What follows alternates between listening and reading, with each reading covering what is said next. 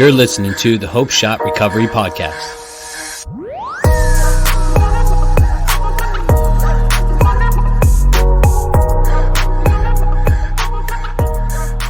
What's up, everyone? Welcome to the Hope Shot Sunday Night Live.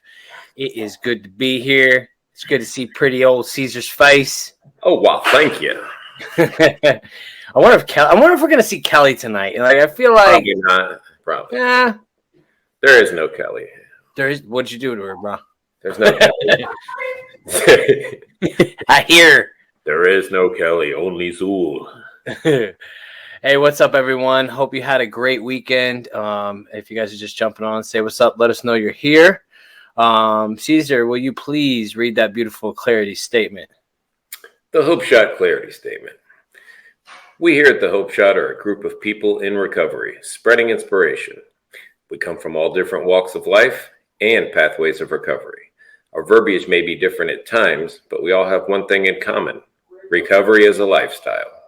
We support all pathways of recovery. It doesn't matter how you get from A to Z, just get there. And thank you for being a part of our Hope Shot family. Thank you, Cesar. All right, guys. So tonight we're going to be talking about drinking the poison of resentments, right? Because I'm very good at that. And all I'm doing is fucking on myself. Pissed off at the world, pissed off at my parents, pissed off at everybody else, but except for this guy. And most of the time I am pissed off at myself because I have the biggest resentments towards myself for the shit I've done, you know? So it's finding forgiveness, practicing forgiveness in this recovery journey. So I'm gonna Cesar, you want to jump on this? Yeah. Hey, I want you to read. Why don't you read that thing that you have? Because it's specific 12-step literature, and I don't want. Oh, okay. You see, you only read me a couple things, so. Yeah, let me see. Maybe I can find a way to read it without reading it, if that makes any sense. Yeah. Let's see.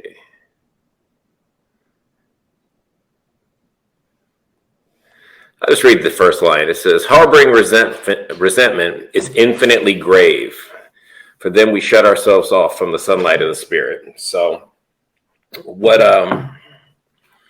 we always talk before the show and try to figure out what we're going to talk about. And we usually have no clue up until about 2 minutes before the show. Because that's who we are. Sometimes we do, though. Very rarely do we come prepared. But, we were reading through some things that people send us. And that one was from a reading yesterday. And resentment's always a good topic because literally the hours we could spend being happy, spending time with our family, enjoying living in the moment, we waste in our heads being resentful at a person, place, thing, situation, whatever it may be. And we kind of squander all the joy and happiness that we could have focusing on these situations or people that are literally living rent-free in our heads. Because half the time I'm mad about something and the person I'm mad at has no clue that I'm even mad. It's just up in my head, this internal, poor me, I've been treated wrong, I was talked to the wrong way, whatever it may be. But in recovery, resentments can literally be deadly because if we get too far into that self-pity and it's not fair, it can lead us to pick back up again. Mm-hmm. So I think I've shared it on here before, but I'll share it again. There was a guy named Boris that used to come to a meeting that I went to. And I don't want to give him full credit. I don't know if he got it from somebody else, but I got it from him. And he said a resentment is something like a nickel. It's about the size of a nickel. But if you take it and you hold it up, you close one eye and you hold it up to the other eye, it's literally all you can see. And that hit home for me because the tiniest little thing can set me off in my day. And that's all I can focus on for the rest of the day is how pissed off I am. And I'll take the littlest thing and run with it in my mind and turn it into, I just crap on an entire day that could have been a good day. And if we let that go day in and day out, then there's literally no gratitude and there's no room for my higher power to work in there. I can't even hear my higher power anymore because I'm so focused on being angry at a situation or at a person or whatever it is. So how do we master these resentments? How do we work through these things? How do we let go of the shit that makes us spoil our entire day? Well, for me, the first thing I do is pick up the phone and talk to somebody and let them know what the crazy ass thinking is that's in my mind. I typically know these days what the response is going to be when I talk to somebody about what I'm mad about, because once the words come out of my mouth and I actually hear it, I'm like, oh my God, I'm an idiot. But if I don't talk about it, it just grows and it gets bigger in my head and it swirls around in there until I'm just a basket case. So talking about it, shifting my attention from myself to what I can do for somebody else. That's the biggest one, is just shut it down and see what I can do to help somebody. Even if it's just somebody in my office. Hey, what, can I take something off your plate right now? Hey, can I go out there and help the guys in the yard? That night, if I'm at a meeting, if it's a newcomer, hey, would you like to read? I'd like to read with you in the book. Whatever it is, just get outside of myself and try to help somebody. And if I do that, tell myself, turn my thoughts to somebody else, and ask my higher power to remove it, then it's typically gone by the time I get through the three little steps of the process. Most days it's gone by the time I tell on myself, because I realize I sound like a little whiny child bitching about like not getting the toy I wanted. It comes down to some fear within me has been brought to the surface. Fear of not getting something that I want, fear of other people's opinion, or fear of losing something that I have. Those are the big three for me. And I can typically trace it back to that. And when after the day's over, when it's quiet, before I get in bed, I usually go back over the day and I can trace whatever that resentment was back to one of those base fears. It's always got something to do with a fear-based reaction. That's what the resentment tends to be. So I'd like to hear from people in the comments how you feel about resentments, how you deal with them. If you have one going on, I'd like to hear from Justin, see what he's got on that. If you hate the topic, then drop a new topic in there. We're happy to talk about that one. Listen, I think everybody can go on this topic, and if you don't like the topic, that means you need to work on it. You know what I mean? That means you're going through something right now that you have resentment for. But I love this one right here. I love talking about that because my biggest thing is like the triangle of self-obsession is the resentments, the anger, and the fears. It's like, and I always said it's like having one foot in the past with the resentments, having one foot in the future, the fear, and then you're angry in the present and you're just pissing all over it, right? And you're just pissed off for no freaking reason, wondering why you're running around like a madman. And that was me to a T. That's something that stuck with me when I first got up in here, man.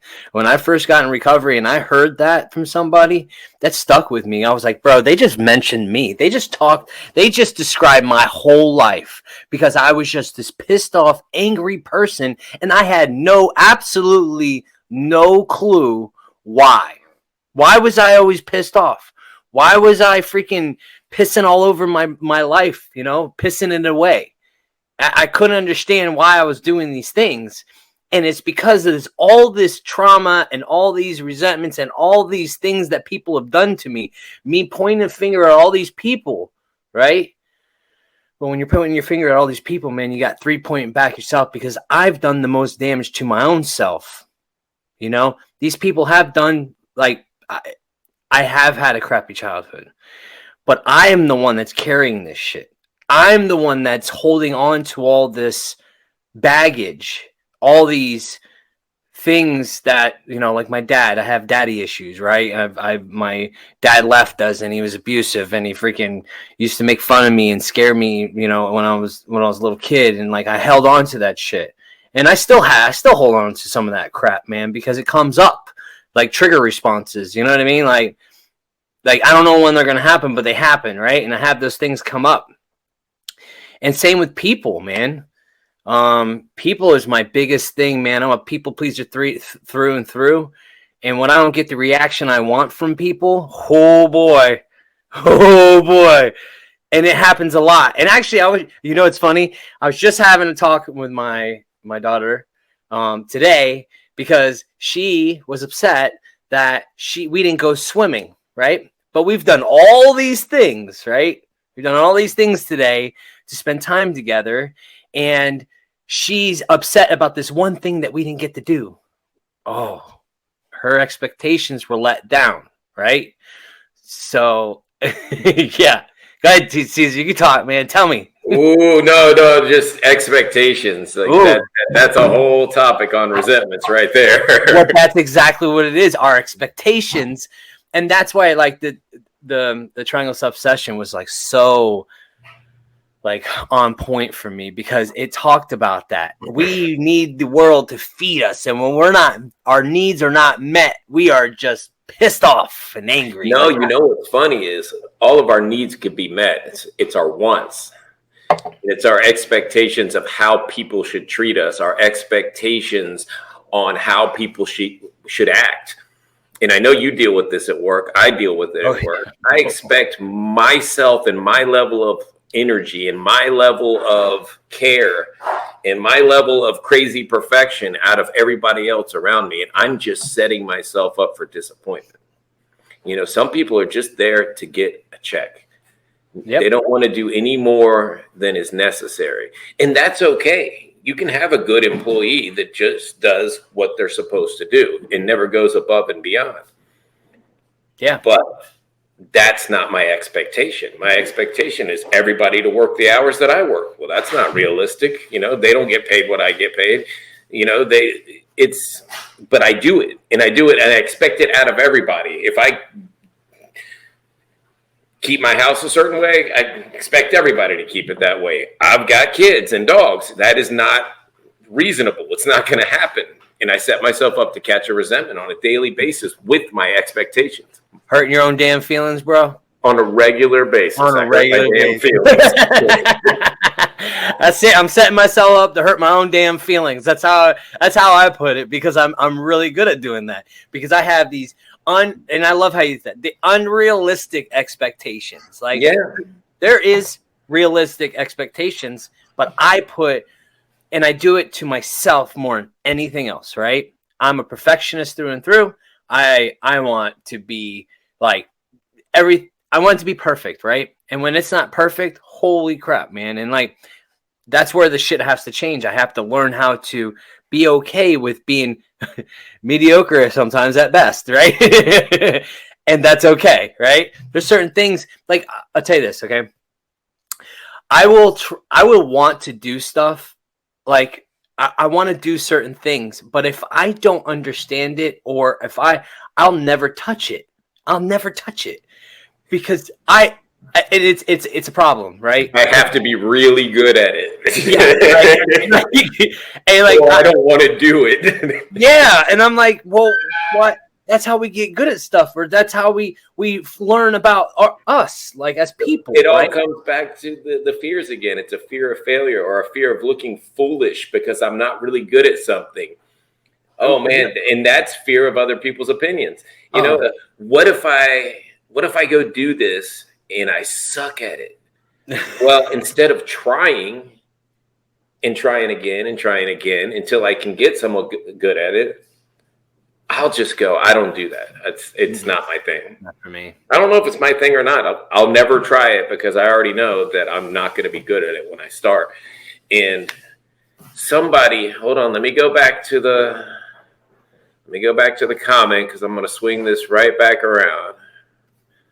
It was a good comment, man. We got some comments here. It was the newcomers meeting one. Oh, the willingness to get uncomfortable. I need to have the damn willingness to get uncomfortable. I know it is. It's right here. And I tell people all the time, man, you got to be willing to get uncomfortable.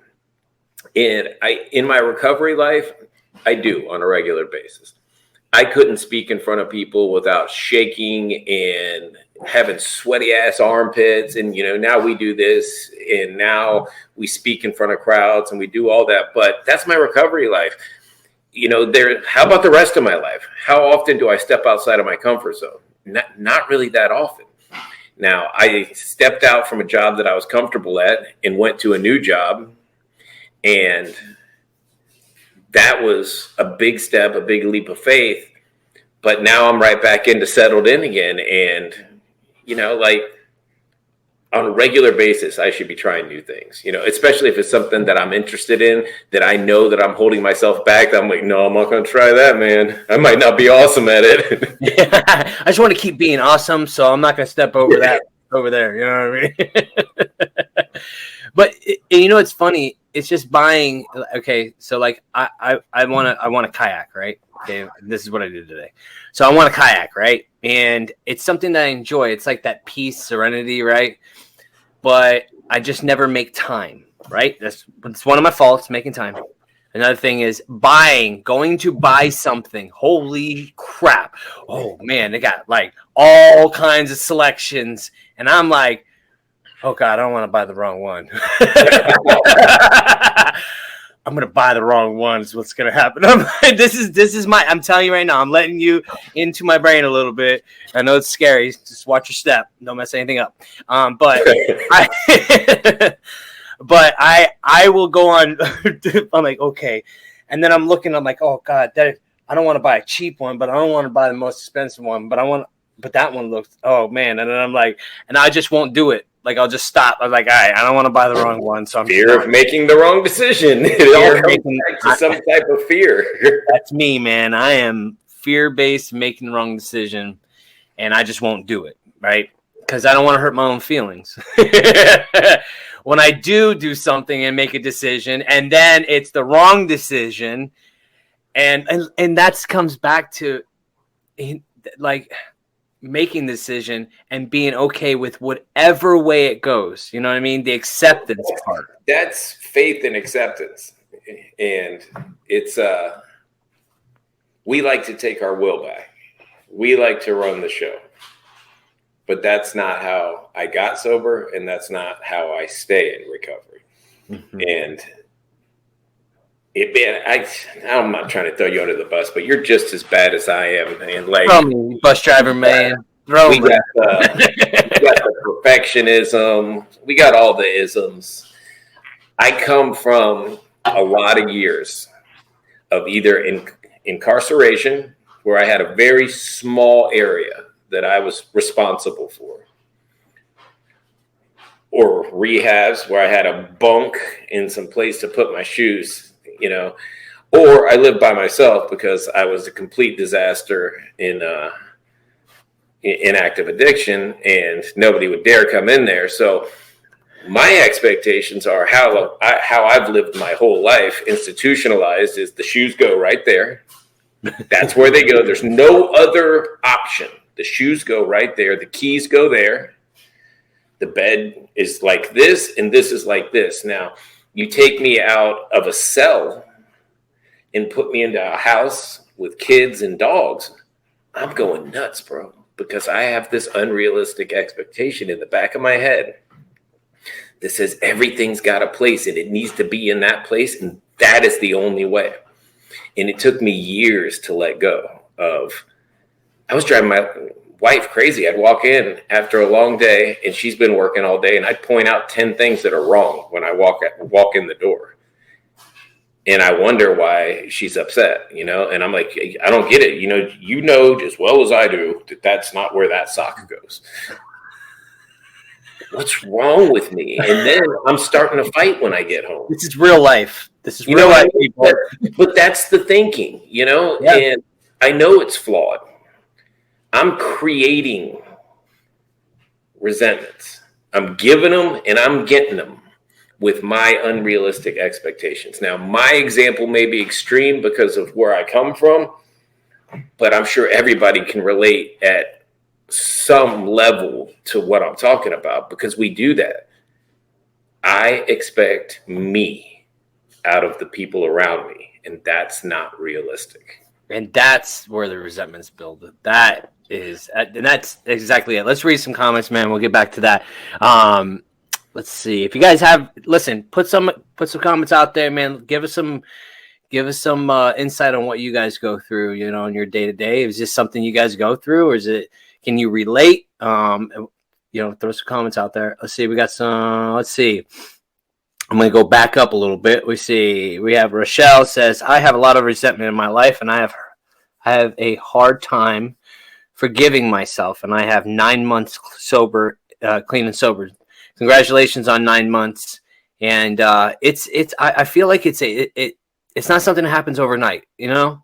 It's something that it's over time, and it's learning yourself. So, you know, I know you're having a hard time forgiving yourself, but you know, like I said, it's a process, and enjoy the process, and give yourself a fucking break. That's it. Give yourself a break. 9 months. Congratulations. We got Steve. What's up? The Shot. Love you guys. Love you too. We're going to have Steve on next week, my friend. I called him. We got Steve next week? Oh, yeah, man. Oh, man. You guys are blessed. That's the dude right there. That is the dude. Mm-hmm. Here, let me put this one up. Go ahead.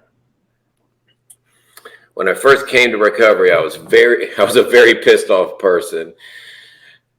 As well, it has taken me a very long time to become humble. So I know a lady. She's like a damn spiritual guru. She wouldn't say she is, but is it your wife? No, that's another spiritual guru. But this lady, she sponsors like everybody, and she's just such a good person. And she made this analogy. She was like, we come into recovery with thin skin and a hard heart, and we stick around long enough to get thick skin and a soft heart. And I didn't understand what that meant when she first said it, but if you think about it, we come in and we have thin skin. You can't say anything to us. You can't say anything about us. We snap, and we don't care about what our actions do to other people, so we'll snap on anybody. If we feel threatened, if I feel like you're looking at me wrong, if I feel like if you're making fun of me because I've got such thin skin that, of course, I think everybody's talking about me if you're even looking in my direction. But we stick around long enough I don't really care about other people's opinions. But I have a soft heart these days, and I care deeply about how my actions affect other people. So that was cool, man. I liked when she said that. And she's got 4 years, 12 days clean. Congratulations. Ooh, congratulations. Let's see. We have gotta say what's up, Phil Tyler. What's up, my friend? What up, Phil? Yeah, go check him out. Against the Odds Ministries, man. They're doing some good stuff, man. He's got some amazing insight. Just an awesome dude right there. Let's see. And we got Beth says, great topic, humanness versus recovery, resentments versus serenity. Yes. Against the Odds says, fear is a liar. God doesn't give the spirit of fear. No, he don't. And that's where faith comes in right there. Replace it with faith.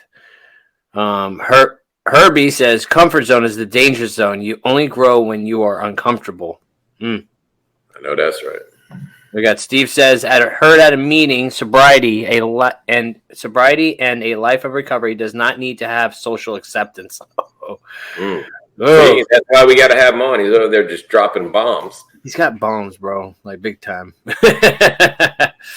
Let's see. Let's see. See, Ali says, yep, and I never do well with company. They mess everything up and never put it back in the correct spot. It's true. You know where that goes. Oh, yeah, it's tough. I get chaotic, bro, when there's company. When you got a bunch of people up in there, man, it's get a little crazy. Let's see. We got Jay says, y'all are literally covering every defect of my character on my list. Definitely in the right place tonight. Thanks, fellas. Well, we're not that different, Jamie. Not a lick. You know, it's funny, man. Like, just where we're at is exactly where we need to be all the time, man.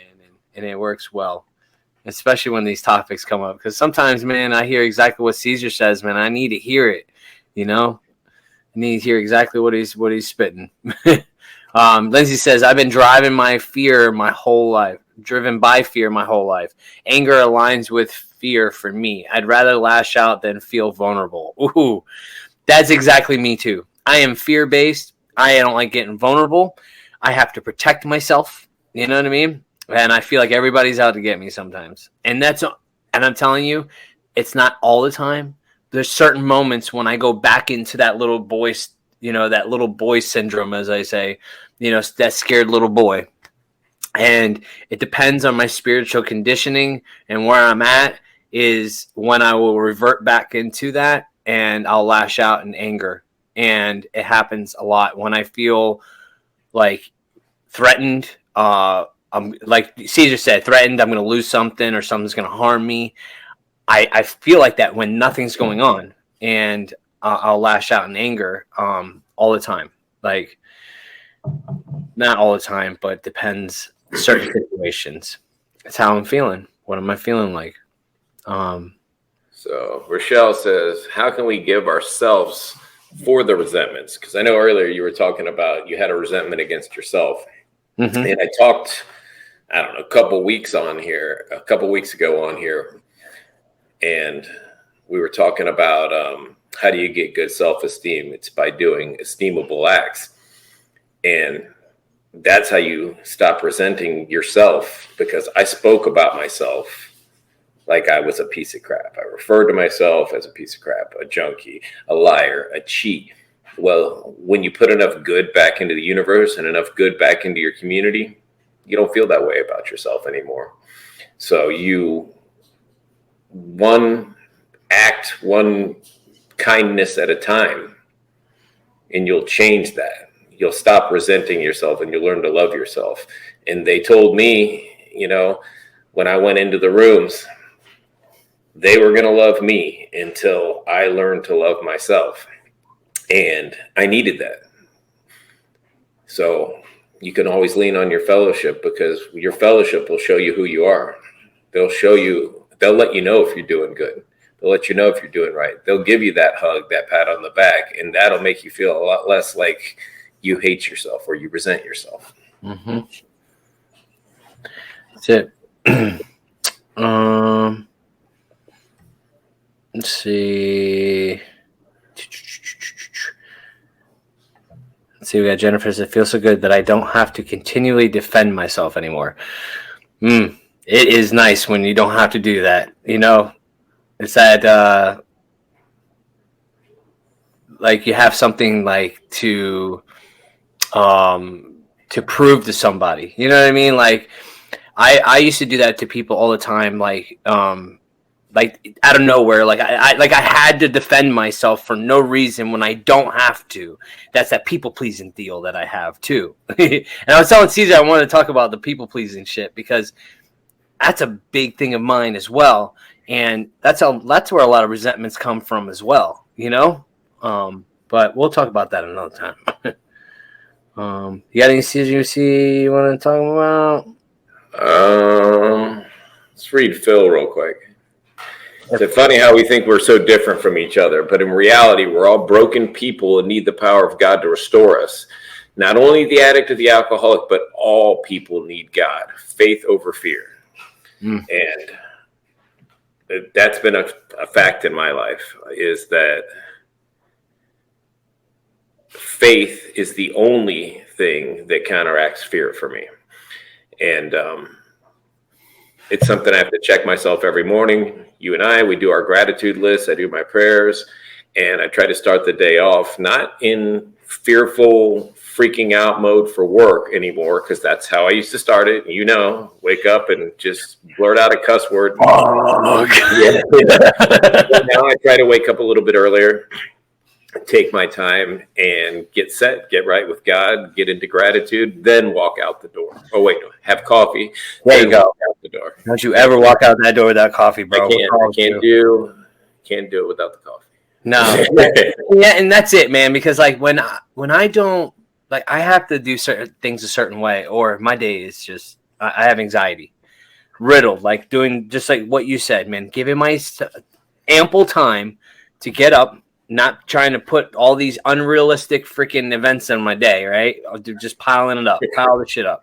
That's because I like to do that too. Be here at 5:15, and then I'm going to be here at 7:20. Like, when did I have time for God? Or when did I have time for my recovery? When did I have time for serenity? Oh, wait, I didn't. I didn't schedule anything good for me today.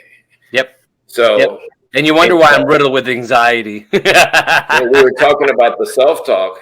Jennifer said, if a friend talked to us that way that we talk to ourselves, how long would they be our friend?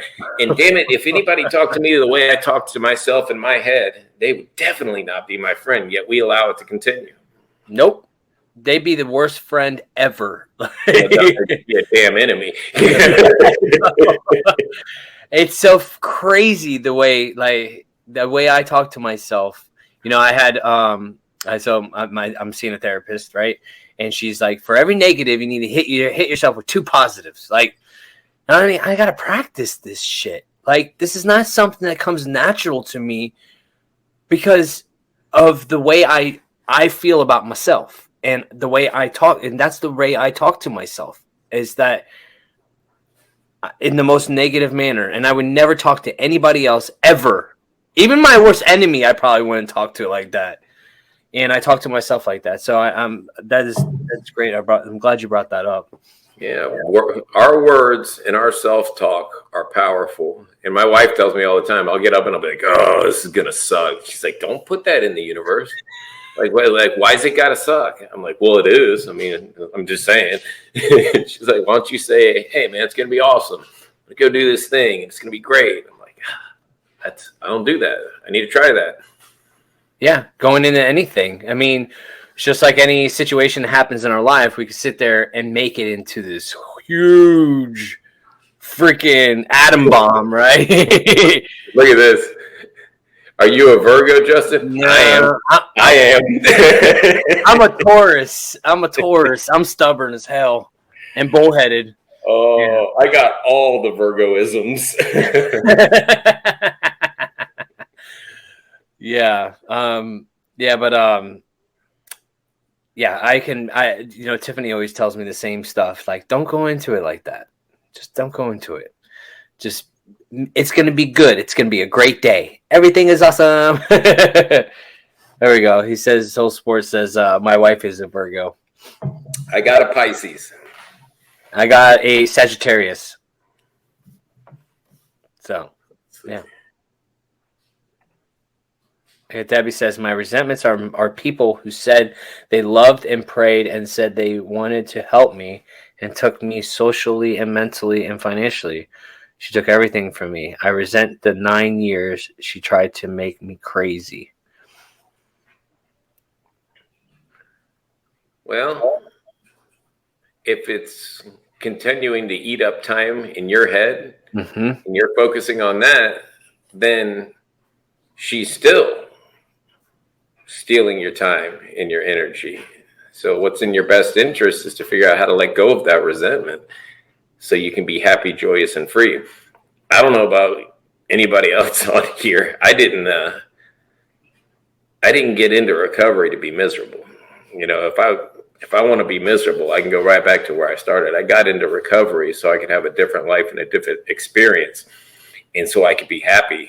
And I got to take all these suggestions that people give me, you know, the guys that have 15 years, 20 years, all of this stuff. And the guys that I looked at before I came, I got to listen to what they did and what they do, because I don't want to go back to being miserable and not wanting to wake up in the morning. I don't want to live a life that I feel like I want to run away from. I want to live a life that when I get up in the morning, I'm excited and I'm happy. And I know it's not realistic to be just super happy all the time, but it's realistic to be grateful for your life all the time. I will say, we talked about the topic being drinking the poison of the resentments, and that's exactly what you're doing. Forgiveness, when you forgive people, you're not doing it for them. It's not like you're giving them a pass, right? You're not saying all this crap you did to me and all these things that happened, it's just forgiven and whatever, and you're going to amend the relationship. The forgiveness is for you, because you're literally just drinking an antidote from your own poison you kept drinking from the resentment that you built for these people. And that's what we need. I said that to a friend a while ago, man. It's like he was just pissed off this dude because he did this and that and that and that. I'm like, bro, and I wish I could take my own advice sometimes because I do the same shit. But at least I can talk to him some light into his life. But I was like, bro, you're literally drinking your own poison. You need to give him forgiveness. And he's like, I can't forgive him. Blah, blah, blah, blah. And I'm like, bro, it's not for him. It's for you. What's funny is, if you're watching this podcast, you've probably really wanted to be forgiven at some point in your life. Like if you're in recovery, you probably really wanted someone to forgive you. And we need to grant that same grace to people that absolutely probably don't deserve it. Not a lick. But I deserve it. I deserve peace of mind. So I'm going to forgive you and let go of that so I can be happy. Yeah. And we sit here and we lock ourselves in this fucking prison. And it's not doing, like, they're living their lives. Oh, yeah. We're not probably happy, joyous, and free. yeah. And we're miserable thinking about it over and over again, playing the tape on repeat of all the things they did to us and how we should have got them. And all the days, months, and years are just going by that we could have been happy, and we're stuck in our own heads. Dude, listen, that is me. Like, I sat there and was so, like, engulfed in this person. And I sat there in my addiction. I couldn't stop the madness in my head, playing these scenarios, right? And what these people thought and what they're thinking and what their friends are talking about. Oh, they're all talking about me. Nobody gives a shit. Like, no, listen, this is I'm telling you right now, this is me. Just nonstop. And it's been 3 years, and I'm sitting here getting fucked up and freaking just nonstop in this brain of mine. And it's been 3 years. And it was like that day for 3 years. Groundhog's Day, bro. It was Groundhog's Day. Every day I wake up, same shit over and over. And then the insanity of what happened, it was just insane. Rent and space in the head, and I'm sitting here miserable. And that's what it's about, man. It's just practicing forgiveness and letting it go so you can be free of it, And then sometimes it's a daily thing that we have to do because the motherfuckers didn't get the Starbucks order right? Or the Dunkin' Donuts, or somebody cut us off, right? It's whatever it is. You can let it go. We can turn it over any single minute of any single day and forgive that person and just turn into a positive. Reinforce with the positive, right? So. Oh, look at this. I'm about to get a resentment. It's the J&C show, y'all. Hey, we'd have a lot more people on here if they wanted to come on. We need a K up in there. The JCK show. That sounds really good, actually. I'm here. Little guest appearance. Peace, love, and happiness. Wait. Didn't see your shirt. What shirt? Nathan got this shirt for me. Peace, love, happiness, and kindness, and positivity, and freedom, and charity. Yeah, I don't know. It's some kindness revolution shirt that he got. That's cool. This is my first time wearing it, so I actually didn't even know what it said, but it said lots of good stuff. So there you go. Nate will be on next week with Steve. Yeah. If we're lucky. He'll grace us with his presence. Oh, mighty Nostradamus or Natestradamus. Let's see. We have Soul Support said still want forgiveness and still need to give forgiveness, but that's the whole accountability and acceptance in my recovery. Mm-hmm. Let's see. We got Beth says that amen. Working my ass off last 2+ years while living with active addicts to get out of the black hole of resentment into the sunlight of the spirit. God is faithful to complete every work he's begun, and faith the size of a mustard seed moves mountains. Freedom is attainable. Yes, ma'am. Yes, it is. I love all that right there. Love all that. Faith of a mustard seed. Let's see. We got. Hey, stop it! Touching buttons. Touching buttons. Damn, I needed this tonight. I was feeling low. You guys are awesome. Thank you. You're awesome. You make us smile. If you guys weren't on here, then it'd be pretty lame. It'd just be basically a FaceTime with me and Justin. Yeah, a long extended one. All right, Cesar, I had enough of you tonight. I'm popping in. Forgive us. We forgive those who trespass against us. Yes. Oh, man. See, that's why we got Steve on here. Pulling out pieces of prayers to remind us the stuff we say all the time. Oh, Vern. What's up, Vern? We love you. Love you too, man. He had a little puppy today at the that puppy's adorable. Yeah. We got Lindsay. Ellie's coming too. Oh, yeah. Justin was 100% right. It's all based on my spiritual condition, and for years I was spiritually immature and bankrupt. We're doing too many debits. We need some freaking deposits up in here, you know? Spiritual deposits. Yeah. We were just swiping that card, man. Swipe. For every person. Yeah, I was overdrafted for a very long time. In more ways than one, you know what I mean? Let's see. Allie says she loves the shirt. And she says amen to Steve as well. And then Soul Support says, I think that'd be pretty damn interesting, fellas. Kelly, what you got on them? What you got? I don't. I just came to say hi.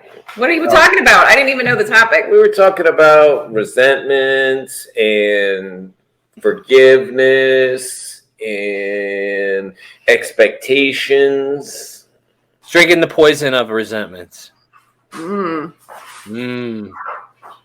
don't think she's got nothing on. She don't like that cool. I came to say hi. I'm sorry. I'm exhausted. I was working on the grant stuff today that we're working on for the Hope Shot. So, like, after a week of it, it's due this week. So after last week and this week, I'm kind of just puddles of mush. Brain dead. Brain mush. I wish I had something more interesting to say. That's okay. That's interesting. That's very interesting. We got a lot going on with the Hope Shot, y'all, on the back end. There's a lot going on. Mm-hmm. Justin. It's okay. I'm okay. Everything's good. We got, hey, Tyler says, hey. Living with a Virgo, okay. Sure you don't have any. Well, no. Well, there's a lot, but I'm not going to talk about that on camera. Look at his face. Yeah. I just told him what a nut job I was in here. So listen, I'm a Pisces, so like we are yin and yang, and everything is all emotion driven for me. So I'm sure he has some resentments as well. I have lots and lots and lots of emotions that are making this house lively. A lot. I cry when I'm angry. I cry when I'm sad. I cry when I'm happy. I cry. It's like my emotional outlet. Tiffany does too, if that helps. I mean, I've learned to embrace it. It's not like I used to think that it was a weakness and that my big emotions were a weakness, but I've learned that they're kind of my superpower, and that I have this empathy and this sensitivity that like other people don't have. And I've learned how to hone that in. So I'm all right with being emotional today. Yeah. There's nothing wrong with it. Nope. Crying is healing, Beth. Absolutely. Well, I can talk about crying. I can't talk too much about resentment tonight, but I can talk about crying and being emotional any day. I can talk about resentments. I can't talk about crying. I'm too tired to have resentments these days. So I'm just like, I'll just get done what I need to get done, and then I'll cry. I'll have a good cry after. Hold on. That's not allowed. What's not allowed? Jamie. You can't be a Virgo and a crier. Yes, he can. That's not true. I'm just kidding. That's not true. Cry. It is healing. It brings it back to that vulnerable thing with instead of crying and anger. So I get angry. I don't cry. Yeah, I know lots of people who, when they get sad, anger's like the emotion on top, and they get and like it comes out that way. You know what I mean? So I know lots of people who are at the opposite end of the spectrum too, if they're uncomfortable with their emotions. Yeah, because they said that anger is a secondary emotion, is what I was told. It is. It absolutely is. It absolutely is. You got to dig a layer deeper. Yeah, I don't know if that works for me. It will work if you try, I promise. I'm sure. It'll bring some clarity to some things, I'll tell you that. So is crying a secondary emotion? Crying, I don't know if it's an emotion It's a release of emotion. It's a release. It's a release of emotion. It's a release of an emotion, yeah. And that's my release. It's different for everybody. Cesar's release is going to the gym like every single day for hours at a time. I can't do that. That's a release too. That just keeps me from killing people. It's still a release. It's good for everybody. It is good. I'm not saying it's a bad thing. No, I mean me going to the gym is good for everybody. Everybody's a lot safer. Yes. Because Cesar goes to the gym. Yeah. Yes, All right. yes. It is good for him. All right. Hey, Sober Now. What's up, Sober Now? Melissa, good to see you. We got to get her on here too, man. We need to get a lot more guest appearances. I like having other people and get different perspective. I love it. Yeah, she says good stuff tonight, folks. Full support. I like that. Solid hour to start off the coming week. It involves love, and that's the number one emotion, no matter what. Oh, I like that a lot. I like what Jamie says too. I go to the gym all week, and yes, it saves lives. I wonder if that's a Virgo thing. That should be a bumper sticker at least. Gym saves lives. All right. Well, I mean, that's all I got for tonight. What about you, Cesar? You good? I'm good. I think we covered it. Are you guys good too? I hope you all are good, man. I hope you guys have a good week as well. Yeah, it's going to be a good week. And if you guys are battling with resentments, like, practice forgiveness this week. I challenge you to practice forgiveness. If you have a resentment that like comes up out of nowhere from somebody cutting you off, or somebody, knocking over your coffee, or not getting your sandwich right, or whatever it looks like, the little resentments are what builds, right? It's the little ones that all build up too. And, forgive those people, man, because they had some shit going on too. You know what I mean? We all got some shit going on out here. But thanks, Kelly, for coming on for a minute. Sorry I couldn't be more entertaining. Caesar's entertaining. Yeah, he is. No, he makes up for my lack of entertainment. Oh, I'm sorry. You have a tattoo on your back, and I'm patting your back. Just smacking. That's entertaining. Tattoo over and over again. All right. Well, guys, have a great week. We'll see you next Sunday. Love y'all. And bye, guys. Love you guys. See ya.